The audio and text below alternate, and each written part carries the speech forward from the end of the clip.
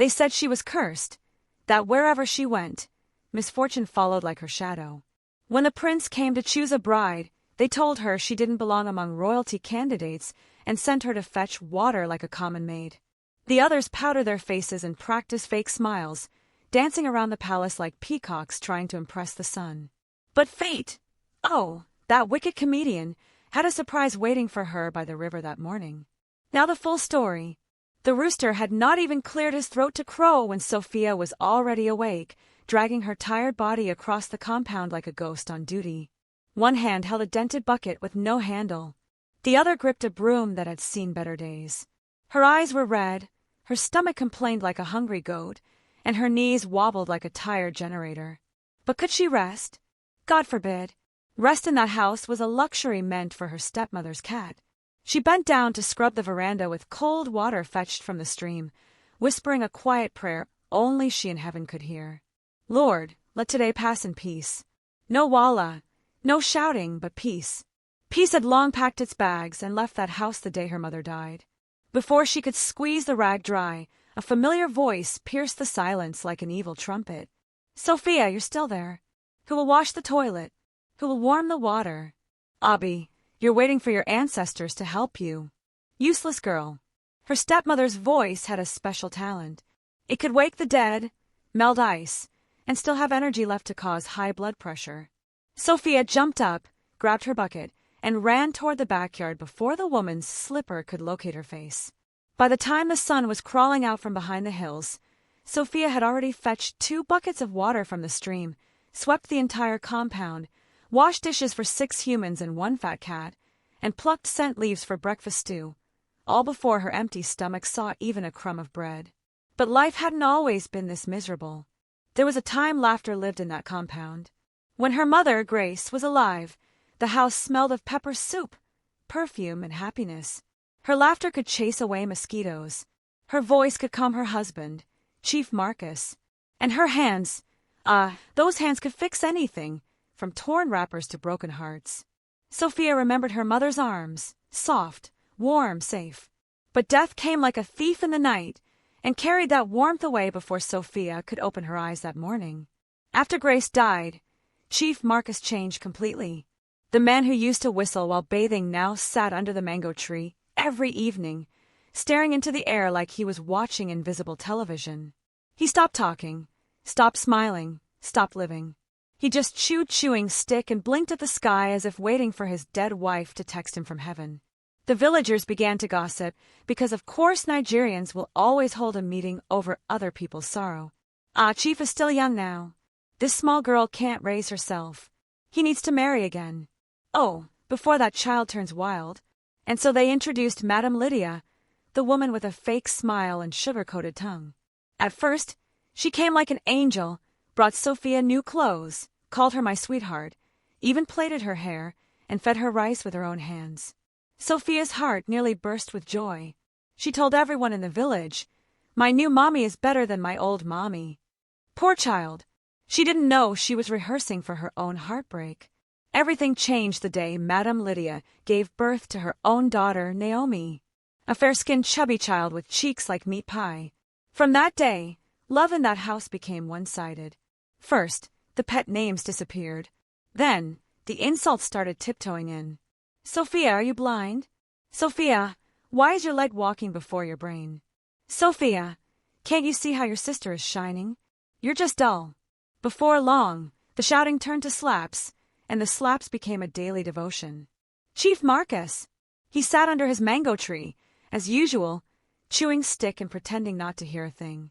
The man had mastered the art of selective hearing. One evening, Sophia gathered courage and sat beside him. "Papa, please, Mama Lydia beats me every day." He didn't even look at her, just said, "Be respectful, my daughter," and continued peeling his orange like it was more important than her tears. That was the night something broke inside her. From then on, she stopped complaining. She stopped expecting love. She just existed.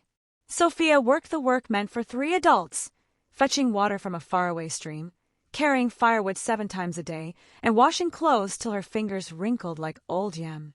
Madame Lydia, on the other hand, was living her best life. Nails painted, hair done, fanning herself under the umbrella like the queen of laziness. One day, Sophia knelt and begged, "Mommy Lydia, please let me go back to school. I'll still do my chores." Madame Lydia laughed so hard she almost rolled on the floor. "School? What again do you want to learn after secondary school? University is not for you. You think you'll ever be somebody? Abeg, face your work. Naomi is the one with a future here." Chief Marcus, he didn't even blink, just chewed his stick and stared into space. That was the moment Sophia made up her mind. They said, "I'm bad luck. Fine, I'll be quiet. I'll survive it." And so she endured through the hunger, the insults, and the beatings, till her skin toughened like the soles of her feet. Nature, that mischievous playwright, had other plans for Sophia. Years passed. The young girl who once cried behind the compound grew into a young woman whose beauty didn't need advertisement. It wasn't the loud, makeup-dripping type the market girls flaunted on Instagram. No, hers was calm, quiet, the kind of beauty that sneaks up on you and refuses to leave your mind. Her skin glowed like cocoa butter under sunlight, even though she never owned one. Her eyes, bright, deep, and innocent, carried the kind of sadness that could make even a heartless man pause. When she smiled, which was rare, people said stones could melt. And just like that, men started noticing her. Suitors began to appear from neighboring towns, from the city. Even one fine boy that returned from abroad with an accent thicker than Ono soup. But before any of them could even clear their throat to say, "Chief Marcus, good afternoon, sir," Madame Lydia would appear like a spirit with her evil-smelling perfume and her fake smile. "My dear," she would whisper, holding the man's hand dramatically, "I pity you, that girl. She's not all right in the head. Sometimes she stares at the wall for hours. At her age, she still wets the bed. Her mother was a Marine woman. Maybe she inherited it." Then she would touch her chest, pretending to cry softly. "But me, I've raised her with love. It's just that she's not normal." And as if that wasn't enough, she quickly changed topic and started selling her own daughter, Naomi. "Now my Naomi, she's the real deal. Polite, educated, trained abroad. Even her perfume smells like future wife material." By the time Madame Lydia finished her market strategy, the poor suitor would vanish like Nepa light during rainfall. Sophia would just watch them from the kitchen window, her hands still covered in soap suds, her heart sinking with every departing footstep. No tears, no shouting, just that silent pain that burns more than fire. "Maybe this is my destiny," she would whisper to herself sometimes. "Maybe I was born to fetch water and wash plates till I die." But even in that heartbreak, she never hated anyone. Not her sister Naomi, who got treated like royalty. Not her stepmother, who used her like a rag.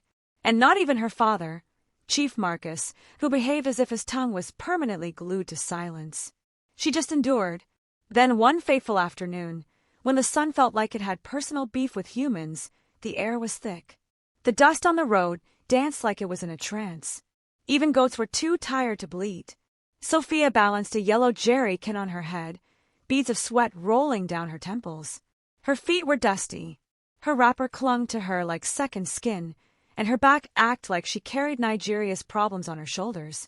But her eyes, oh, her eyes were alive, focused, strong. As usual, she was coming from the stream alone. Nobody ever offered to help. Even the village boys who once admired her now avoided her gaze. It wasn't because she wasn't fine. They just didn't know how to face a girl who looked like suffering had made her its best friend. She was almost at the compound gate when a sudden sound froze her. "Oh, genie drums!" followed by the trumpet of royal messengers echoing across the village. "Gather round! Gather round!" one of the guards shouted, chest puffed out like he owned the kingdom. "All households with maidens, come out and hear the king's message." Villagers ran out in confusion and excitement. Sophia placed her jerry can on the ground and wiped her forehead, curiosity lighting her tired face. The tallest guard raised his staff and announced with pride, "Prince Ethan, son of our great King William, has returned from England to choose a bride. In 7 days there shall be a royal dance competition, and whoever the prince's heart chooses shall become his wife." You would think they just shared free rice the way the crowd screamed. Women started dancing and clapping. Some even removed their wrappers and waved them in the air. Girls rushed home like mad ants to start preparing. Some ran to the tailor, others to the market, and some started rubbing bleaching cream immediately. No time to waste when destiny is calling. Sophia stood on the roadside, her mouth slightly open, her heart beating like drum beat-at. Maybe, just maybe. But hope, as usual, didn't last long in that house. The moment she entered their compound, Madame Lydia's voice hit her like a thunderstorm. God, don't remember us. Naomi, your time has come. You must not let any girl take that prince away from you. From tomorrow, you're going straight to the palace to rehearse. We will not allow any village girl with jazz to snatch your husband. Naomi screamed in excitement, spinning in her pink slippers. Yes, Mommy. Nobody will shine more than me. I'll enter that palace like a diamond. Sophia quietly dropped her water by the kitchen door and sighed. The next day, Madame Lydia stormed the market like a woman possessed. She bought perfumed soaps, skin-brightening creams, oils from the north, gold-colored wrappers, anklets, and waist beads that jingled like wedding bells. By the time she returned, the compound looked like a beauty pageant training camp. Lie down, she barked at Naomi. Lift your leg. Tilt your waist small, not too much. Yes, like that. Smile. No, not that one. Show small teeth. Not all your 32. Turn. Bend. And that's my daughter. That's how I trapped your father that year. Naomi laughed and shook her waist, her mother clapping like a proud dance instructor. You see, no girl will beat you. You're the main event. From the corner, Sophia swept silently, pretending not to hear, but her heart was loud, so loud she could hear her own pulse. Later that evening, as Madame Lydia powdered Naomi's face and adjusted her wrapper, Sophia gathered courage and whispered, Mama, please. I want to go for the dance, too. You could have heard a pin drop. Madame Lydia froze, turned slowly like a Nollywood villain, her eyes narrowing. What did you just say? I said, I want to dance, too. I know I don't have fine clothes, but I'll try. The slap didn't land physically, but her words cut sharper than one. Sophia, are you okay? You want to compete with your junior sister. You want to spoil her chance. You don't have shame. Instead of helping her succeed, you want to drag her destiny with her. My friend, go and pound yam for your father's dinner before I remember you exist. Sophia's lips trembled, but she said nothing. She just turned and walked quietly to the backyard. That night, while Naomi soaked in milk and rubbed her glowing cream, Sophia scrubbed the floor, washed her sister's clothes, polished her slippers, and cooked jam with red oil for the household.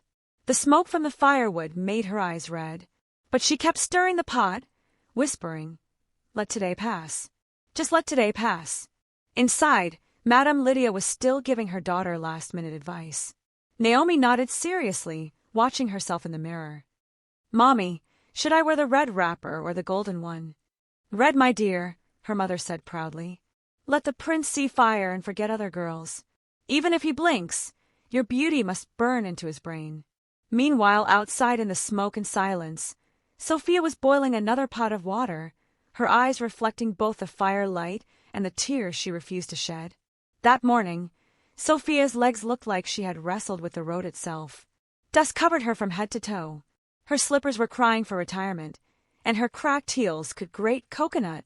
She had just returned from a trip to the next village, barely breathing from exhaustion when Madame Lydia's voice came flying like police siren. Where have you been since morning? You the slow snail of a girl. Sophia bent her head slightly, her tone calm like she had rehearsed it.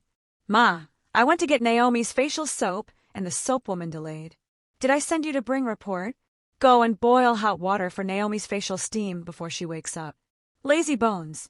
Yes, Ma, Sophia replied quietly, tying her wrapper tighter around her waist. She didn't argue. There was no point arguing with Madame Lydia. It was like arguing with thunder. No matter how you talk, thunder must still sound last. From the front yard, Chief Marcus sat under the mango tree with his chewing stick.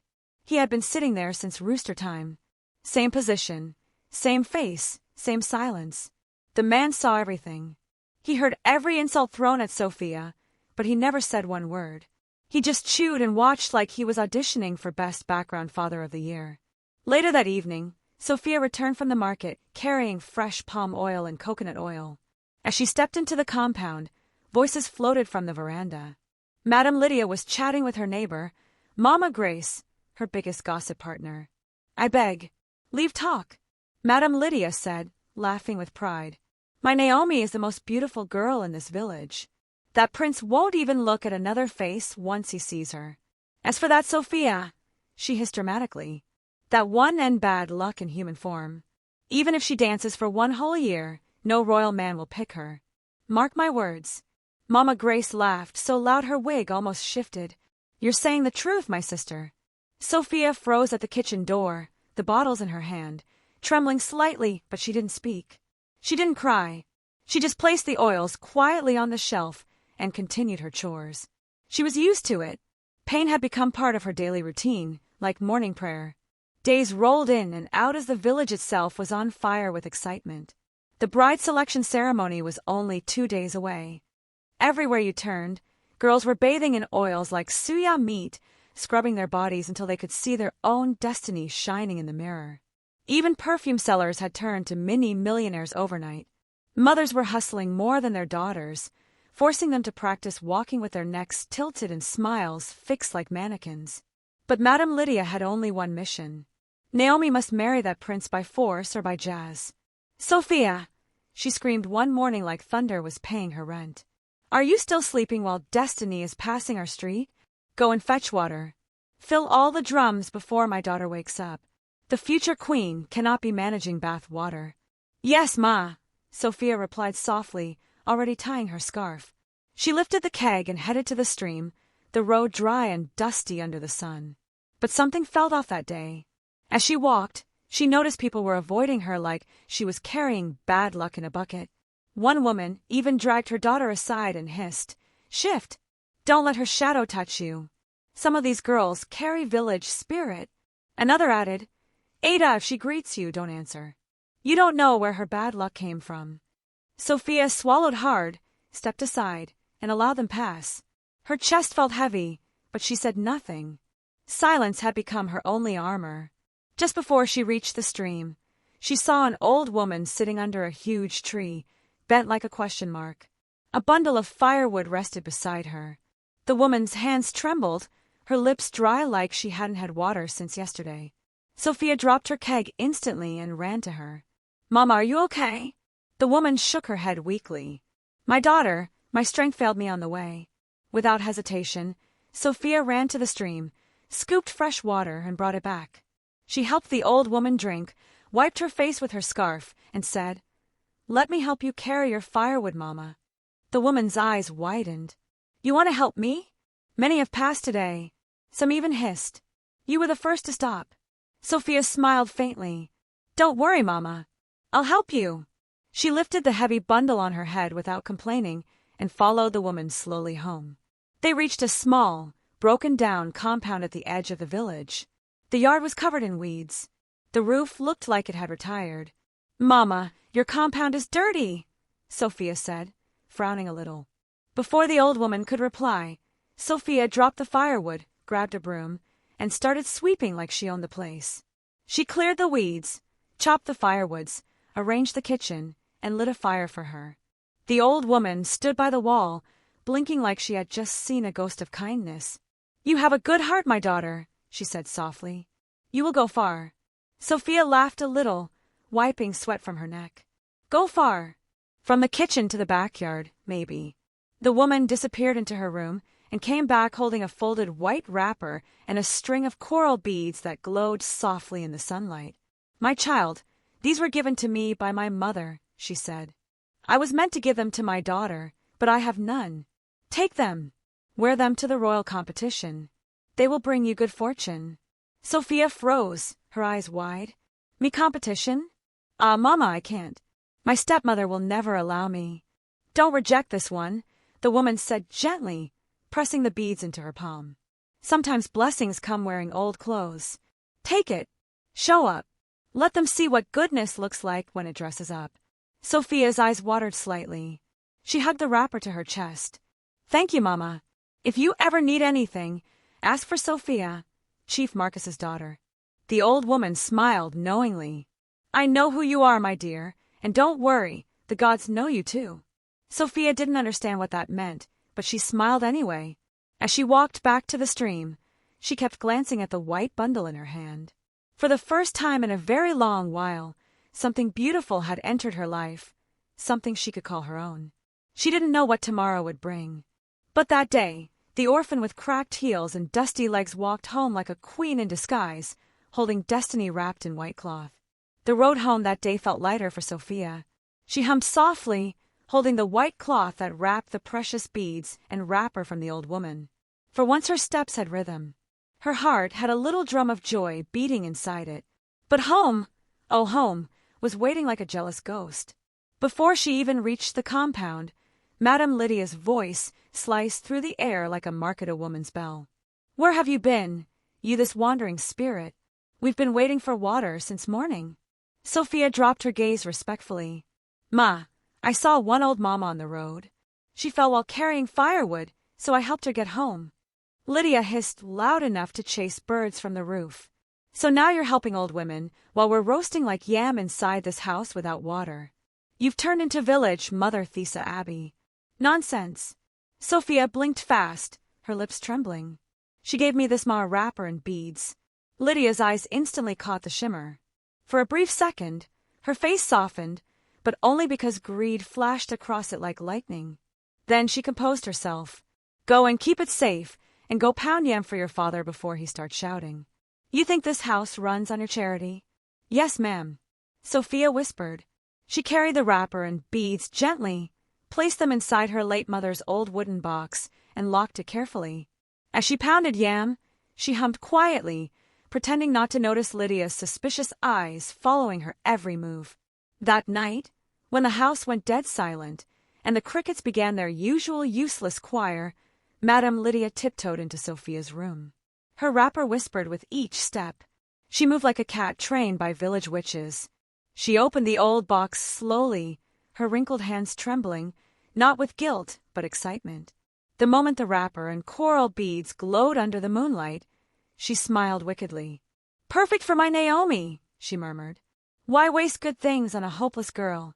She folded the gifts neatly and buried them under her own clothes, humming Jerusalem like a satisfied thief. By morning, Sophia's eyes were brighter than the sun. She woke early, washed her face, and opened her box, only for her heart to drop straight to her knees. The wrapper gone, the beads gone. Her breath caught in her throat. "No, no," she whispered, searching frantically. She lifted her mattress, checked behind the box, behind the door. Nothing. Panic rose in her chest like smoke. She dashed to Lydia's door and knocked. "Mama, please. My wrapper, my beads, they're missing." Madame Lydia didn't even look up from her mirror. "Then you were careless. You lost it." "But ma, I locked it in my box myself. I beg, don't disturb me this morning. Go and find something to do before I find trouble for you." Sophia froze at the door. Her throat tightened, her vision blurred. She walked back to her tiny room and sat on the cold floor. For the first time in months, she felt truly empty. That wrapper had been her little miracle, the one thing that made her feel seen. Now it was gone like every other good thing in her life. That afternoon she didn't eat. She didn't speak. She just stared at the wall, letting tears drop one after another like leaking roof water. Maybe they were right. Maybe she was cursed. Maybe joy simply avoided her address. The next day, before dawn, the roosters had barely finished their foolish noise when Madame Lydia was already tying her gold wrapper like she was about to attend her own coronation. Her perfume filled the air, choking anyone within 10 feet. "Today is the day," she said, admiring her reflection in a mirror. "My Naomi will dance her way into the palace, and me, Queen Mother, in advance." She burst into laughter so fake, even her shadow rolled its eyes. Then her thunder started. "Sophia!" No answer. She grabbed a wooden spoon and banged it against an iron pot. "If you don't wake up this minute, I will pour water on your body." Sophia sat up slowly, her eyes heavy. Her back screamed for rest, but rest was a luxury in that house. She got up instantly. "Yes, Ma." The entire village was already in chaos. Mothers were shouting, daughters were screaming, drums were beating, goats were confused. Everyone was in motion. It was the bride selection day. In Madame Lydia's house, Sophia was moving like a machine. She boiled water, mixed oils and perfumes till the whole house smelled like a beauty shop on fire. She massaged Naomi's legs, rubbed her arms with shea butter, and helped her dress up in the very same wrapper and beads that used to be hers, the same ones that were gifted to her by the old woman. She paused briefly when she saw them on Naomi's skin. Her heart broke a little, but she swallowed the pain quietly. "Press my waist," Naomi yawned, scrolling on an imaginary phone. "You're too slow, Sophia. Do it fast." Sophia obeyed. She pressed. She smiled faintly. By the time they were ready, Madame Lydia looked like a golden balloon.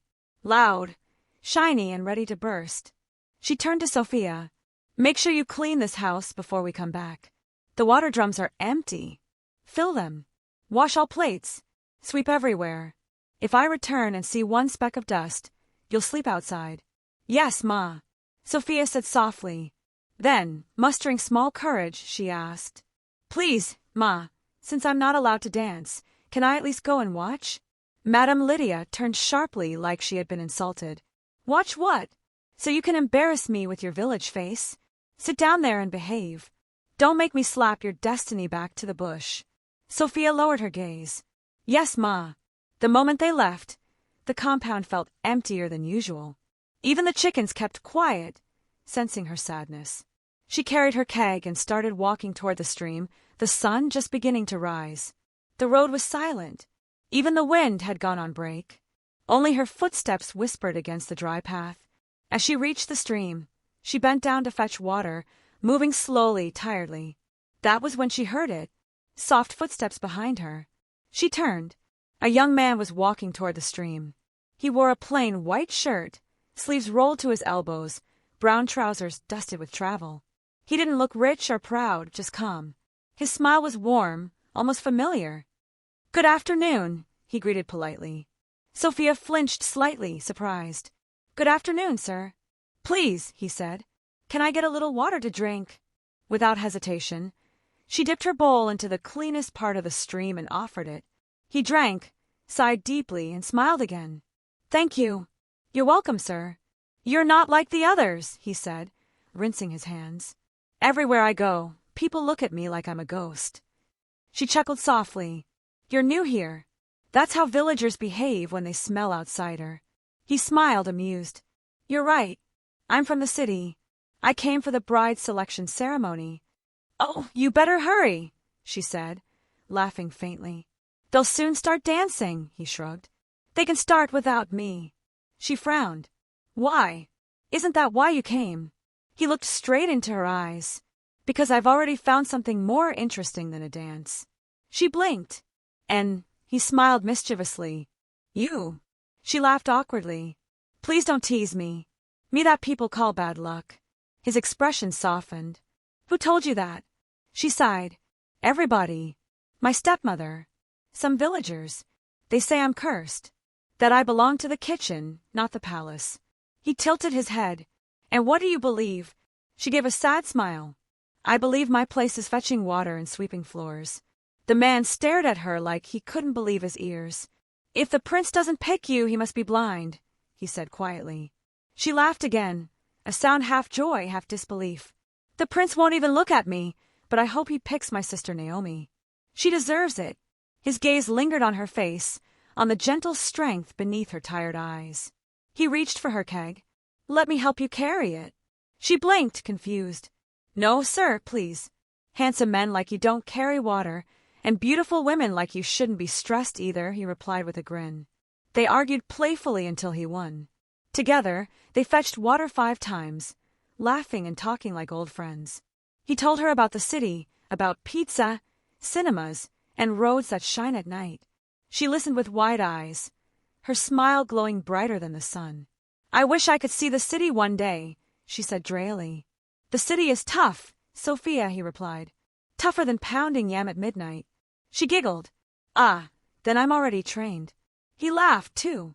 For a brief moment, their laughter filled the air, blending with the sound of the flowing stream.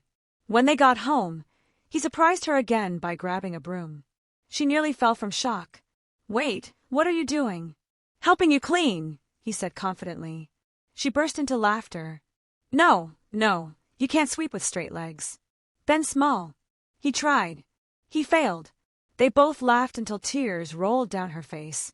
You must be hungry, she said after catching her breath. I don't have fancy food, but I can make roasted yam with sauce. Perfect, he said eagerly. I'll even wash plate if you do.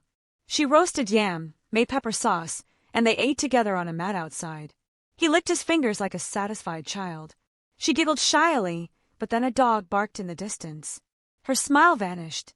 Please, you need to go, she whispered nervously. If Madame Lydia catches you here or neighbors see us, it'll become a scandal. He nodded slowly, stood up, and gave her one last smile, soft, lingering. As he walked away, he kept turning back to look at her, each time smiling wider. And Sophia stood there watching, her heart thumping quietly, like it had just remembered what happiness felt like. Meanwhile, at the royal palace, confusion. Total confusion. The bride selection ceremony had been going on since morning, yet the main man, the crown prince, was nowhere to be found. Girls had danced till their waists begged for mercy. Some even fainted halfway through their elegant performances. One poor girl lost a wrapper mid-dance, and the drummer still shouted, "Play on," as if shame was part of the competition. But none of that mattered to Madame Lydia.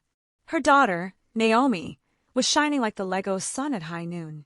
Dressed in the same golden wrapper she'd stolen from Sophia, she looked like she came out straight from a Nollywood fantasy movie. Her skin glowed with coconut oil, and her hips swung like she rehearsed every move in front of a mirror since birth. And Madame Lydia, she was in the audience, screaming louder than the MC, "Look at my daughter. She's the moon and the stars together. Royal blood, I told you." She was dancing with her head tie flying left and right like she was the one being auditioned. Other mothers sighted her with fake smiles. One moon key more like generator light. Another replied, "Still better than some people's daughters who dance like broken ceiling fan." Everywhere buzzed with rumors. "Maybe the prince is hiding," someone said. "They say he wants a humble girl. Then he won't choose that one with hips speaking in tongues," another whispered. By the end of the day, a royal guard stepped out holding a golden staff. His voice carried authority as he announced, "The chosen bride will be visited in a few days. Royal gifts will be delivered to her home." And that was it. No prince, no name, just suspense. Lydia screamed, clapping her hands together like someone who just hit a jackpot. "Didn't I tell you my Naomi is the one?" Royal in-laws loading. The crowd dispersed, some hopeful, some angry, some planning how to borrow jelly for the next event. But inside the palace, it was war. The king was pacing the floor, chest heaving like a tired bull. "Where is my son?" he thundered. Just then, Prince Ethan strolled in like he owned the air. His shirt was wrinkled, his feet dusty. And yet, he had this calm smile that said, "I've seen things." "Where have you been?" the king barked. "We organized an entire ceremony and you vanished. How do you expect to pick a bride if you didn't even show up?" The prince bowed slightly. "Father, I've already found her." The king paused mid-air. "Found who?" "The one I'll marry." "And who might that be?" the king asked, narrowing his eyes. "Her name is Sophia," Ethan said softly. "She lives in Chief Marcus's compound. She gave me water when I was thirsty. She helped an old woman without knowing who was watching. She's kind, humble, strong, and she smiled at me like peace itself." For a few seconds, the king just stared. Then a slow smile crept onto his face. "If she's who you say she is, then we've truly found our queen." He turned to the guards. "Send word to her family. Take royal gifts. Prepare the bride price. Let the whole village know." And so the royal convoy set out. The next morning, the village woke up to chaos. This time, joyful chaos. People shouted, "Royal messengers! Royal messengers are coming!" Drums began to sound from nowhere. Children ran barefoot, chasing after the convoy as it approached. The guards came bearing yams, goats, fine wrappers, coral beads, jars of oil, bags of rice, and one huge chest that glinted with coins. When Madame Lydia saw them, she didn't even wait for explanation. She threw her wrapper over her shoulder and screamed, "Praise the Lord! My daughter has done it. She has hoped royalty. You see, my enemies are in trouble today." Chief Marcus blinked like a confused referee. He hadn't even opened his mouth before Lydia started shouting. "I said it. My daughter danced like a goddess. The prince's eyes. The neighbors gathered. Some were clapping, others whispering like mosquitoes. One of the royal messengers stepped forward and read aloud, "The crown prince has chosen a bride from this compound. In 3 days, the royal family will return for the traditional wedding." That was all Madame Lydia needed to hear. She fell to her knees dramatically, wailing with joy. "Aha! I am now mother-in-law to the crown prince. God, you've done it again." Within minutes, she was running up and down, singing like she swallowed a church choir.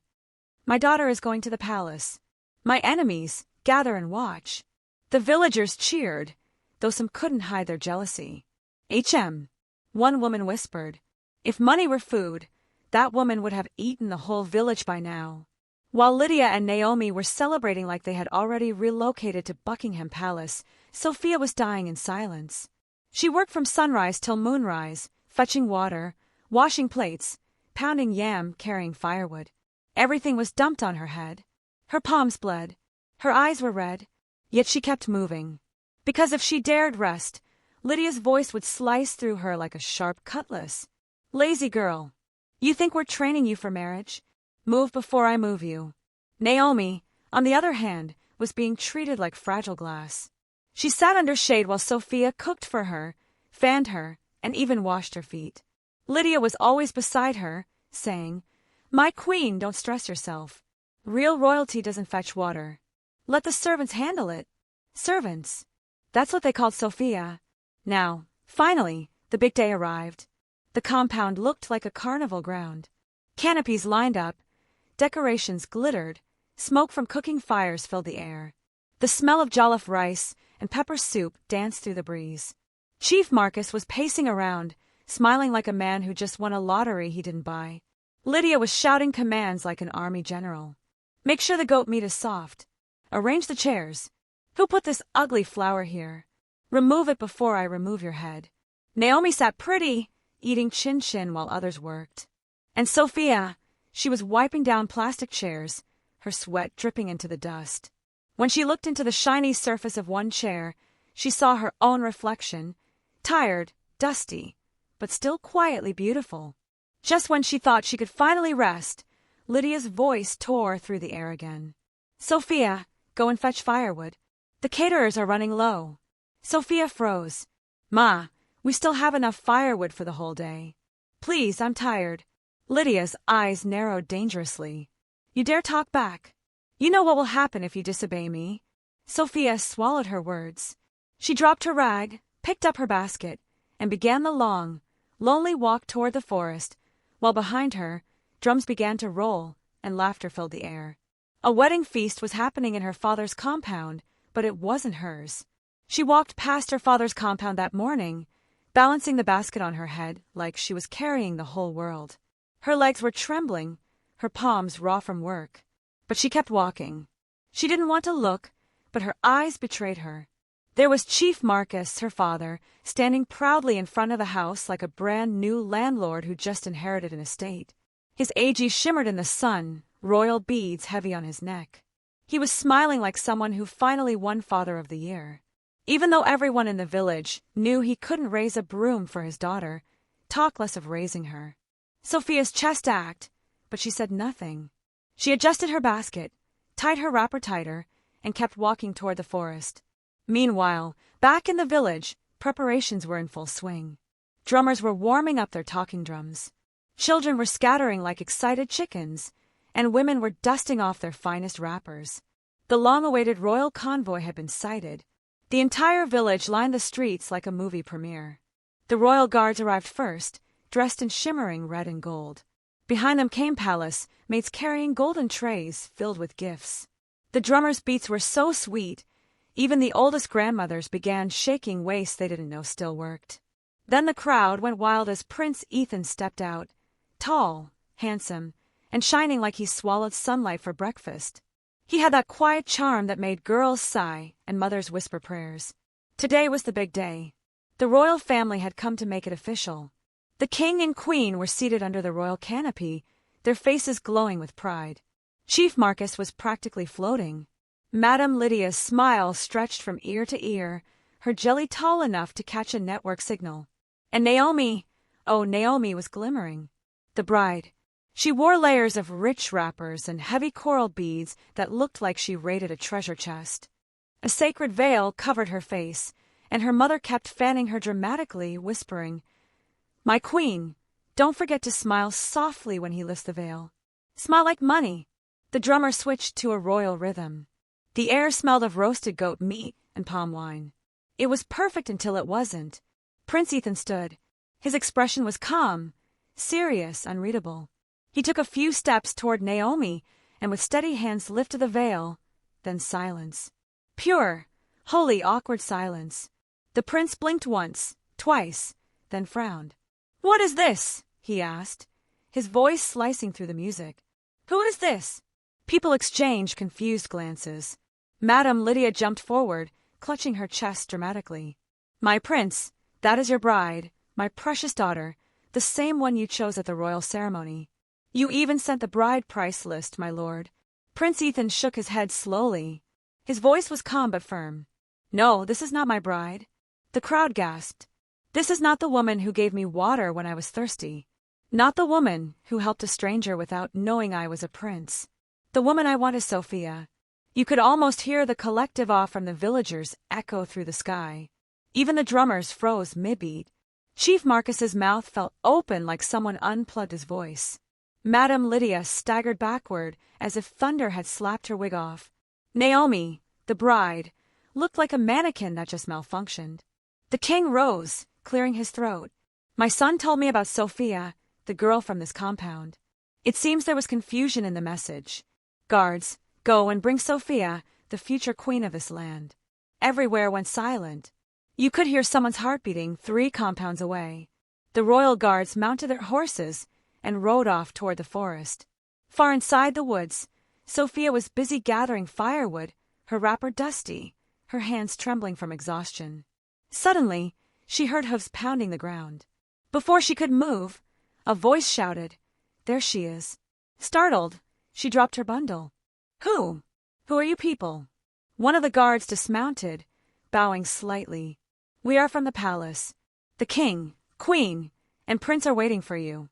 "Me?" Sophia stammered, eyes wide. "Wait, what did I do?" "The prince has chosen you," the guard said simply. Her knees almost gave way. "Chosen me for what?" "For marriage." She froze. The world around her went silent. She was too stunned to breathe. The same Sophia that villagers called bad luck, the housemaid, the invisible one, now being called future queen. They lifted her onto the horse and rode back. Dust followed them like smoke from destiny's fire. When they entered the compound, the crowd parted like the Red Sea. People's mouths hung open. Some even pinched themselves. Prince Ethan stepped forward, his face breaking into the kind of smile that could melt butter. "She's the one," he said proudly. "She's the woman I want to marry." Sophia stood there trembling. You're the prince?" He laughed softly. "Let's just say I was undercover. The man you met by the stream wasn't lost. He was looking for something real." Her lips quivered. "But I made you sweep and carry firewood." "And I'd do it again," he replied with a grin. "Because that's the day I met my peace." The crowd erupted. The drummers returned to life, the rhythm booming louder than ever. The king raised his voice with pride. "The bride price has been paid. From this day, she is the prince's wife and the future queen of our kingdom." Madame Lydia almost fainted. Naomi burst into tears, running into the house with mascara falling like rain. Chief Marcus finally found his voice again and began shouting, my daughter has married the prince. Finally, she is free. The same man who once acted like Sophia didn't exist was now calling her my daughter. Sophia said nothing. Her eyes met his, calm but cold. As the guards escorted her into the royal carriage, the same villagers who once hissed at her now bowed, so low their foreheads nearly touched the ground. "That's her," they whispered. "The same Sophia we used to mock." God really turned her story around. At the palace, Sophia was bathed, perfumed, and dressed in royal silk. Coral beads lined her golden bracelets adorned her wrists. When she stepped out beside the prince, she looked like a goddess born from grace itself. People bowed as she passed. Madame Lydia and Chief Marcus couldn't even look her in the eye. They would only murmur, "Your Royal Highness," whenever she visited, their heads bowed low. "And Naomi," She locked herself indoors for weeks, too ashamed to step outside. Villagers mocked her mercilessly. After all your waist shaking, your sister carried your husband. But Sophia never let bitterness live in her heart. She forgave them all. She built Madame Lydia and Chief Marcus a new house and gave them a monthly allowance. When people asked why, she simply said, "If I wasn't sent to fetch water that day, I might never have met my destiny." She was glowing, happy, loved, and every time she walked past the village, even the trees seemed to bow. One day she returned to the old woman's hut, the same woman who had once blessed her. But when she got there, the house was empty. The old woman was gone. Only a faint scent of herbs and palm oil remained. Some said she was an angel in disguise. Others said she was destiny herself. But Sophia, the girl who once fetched water and firewood while people mocked her, now sat beside a prince. Proof that when grace locates you, no human can stop it. Hello, my beloved viewers. And that, my besties, is how Sophia, the orphan everyone mocked, became the queen everyone now bows to. Life can turn around faster than Neapolite. So never look down on anyone, no matter how broke or dusty they look today. Moral: God's timing might look slow, but when He moves, even your enemies will escort you to your blessing. What's yours will never miss you. It will only mature before it reaches you. If this story touched you, drop Grace will find me too in the comment section. Don't forget to like, share, and subscribe for more emotional and dramatic stories like this. Love you, besties.